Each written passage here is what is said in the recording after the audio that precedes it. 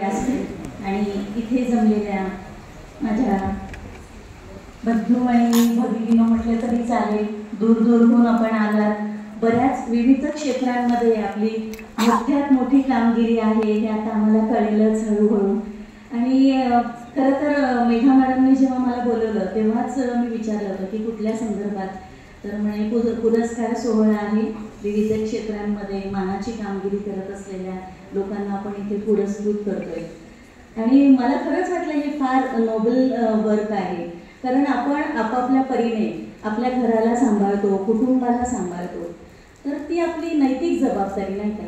पण त्याहीपेक्षा एक वेगळी जबाबदारी आपल्यावर असते, ती म्हणजे आपण जन्माला येतो त्या समाजामध्ये, समाजासाठी काहीतरी आपण समाजाचं देणं लागतो. तर सामाजिक देणगी जी असते, आपण समाजासाठी जी समाजसेवा करतो ती, आणि ते काम तुम्ही करताय आपापल्या परीने जे काही आपल्याला शक्य होते, आर्थिक, मानसिक, शारीरिक किंवा आणखी कुठल्याही टप्प्यावर जाऊन आपण ते काम करतो.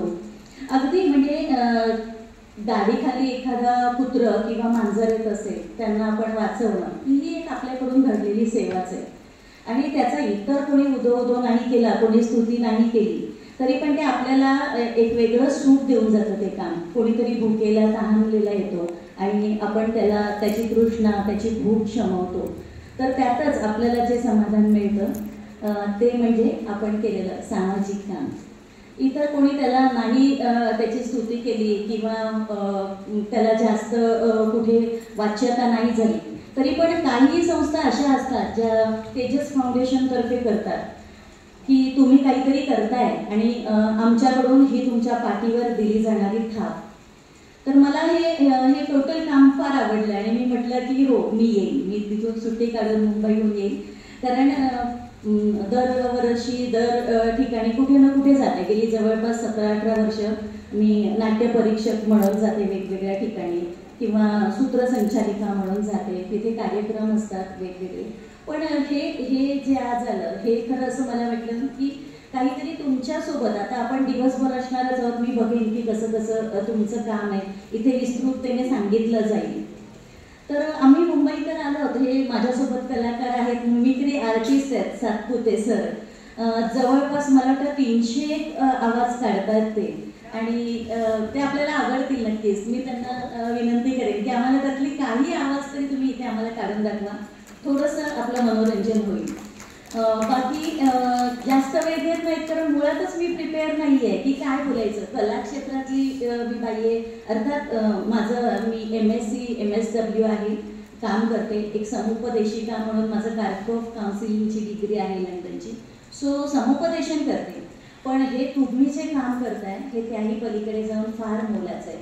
सो बाकी कोणी तुम्हाला नाही त्या बाबतीमध्ये अगदी स्वीकारलं किंवा तुमची स्तुती नाही केली, तरी पण आपणच आपल्या पाठीवर स्तुतीची थाप मारून घ्यायची की वा, चल रे गड्या, आपण फार काहीतरी चांगलं काम करतोय.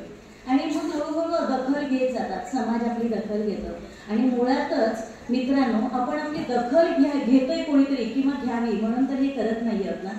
आपण धडपडतोय आपल्या हातून काहीतरी एखादं चांगलं काम व्हावं म्हणून. कारण ते आपल्या पुढच्या पिढीसाठी आपण संस्कार आपल्याकडून त्यांच्याकडे स्थलांतरित करतोय, आपल्या मुलांकडे, त्यांच्या मुलांकडे, नातवंडांकडे.